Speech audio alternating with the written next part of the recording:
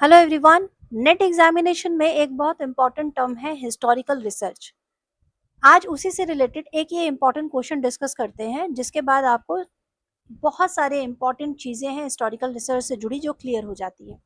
Historical research में दो तरह के क्रिटिसिज्म पे बात है, एक है एक्सटर्नल क्रिटिसिज्म और एक है इंटरनल क्रिटिसिज्म। हिस्टोरिकल रिसर्च में ये क्वेश्चन है कि in historical research external criticism in the evolution of source material refers to which of the following.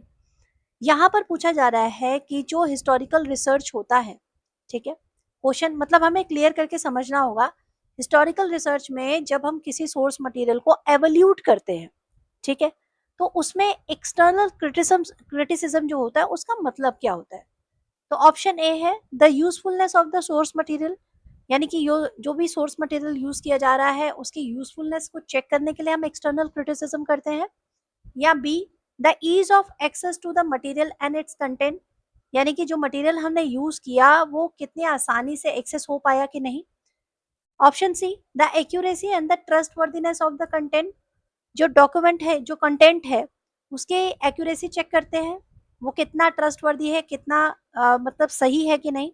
या फिर D the authenticity and genuineness of the documents, यानी डॉक्यूमेंट्स की authenticity, कि कितना जेन्युइन है वो डॉक्यूमेंट या कंटेंट। ठीक है, अब देखो, जब आप इसको सॉल्व करेंगे तो दो ऑप्शन में फंस जाएंगे, एक तो होगा ऑप्शन सी, आप उसमें फंसेंगे, एक डी में फंसेंगे। तो दोनों का मैं आपको बता देती हूँ डिफरेंस क्या है।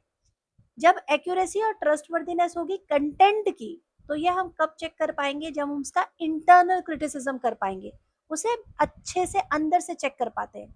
लेकिन अगर मुझे डॉक्यूमेंट ऑथेंटिक है या नहीं, ये डॉक्यूमेंट में कोई मतलब ये ऐसा फोर्स डॉक्यूमेंट तो नहीं है, कोई डुप्लीकेसी तो नहीं है, ठीक है, और कोई पुराना तो ये हैंडराइटिंग इसमें नहीं मेंशन किया गया है, ये फेक तो नहीं है, ये सारी चीजें हम तब कर पाते हैं जब इसका एक्सटर्नल क्रिटिसिज्म कर पाएंगे।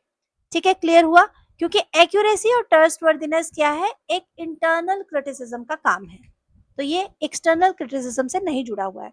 इस तरह के कुछ और इंपॉर्टेंट अगर आपको क्वेश्चन डिस्कस करने हैं तो सब्सक्राइब कीजिए और लाइक बटन दबा के मुझे जरूर बताइएगा कि क्या आप नेट सेट इन एग्जामिनेशंस के लिए प्रिपरेशंस कर रहे हैं। तो ये वीडियोस बहुत इंपॉर्टेंट है।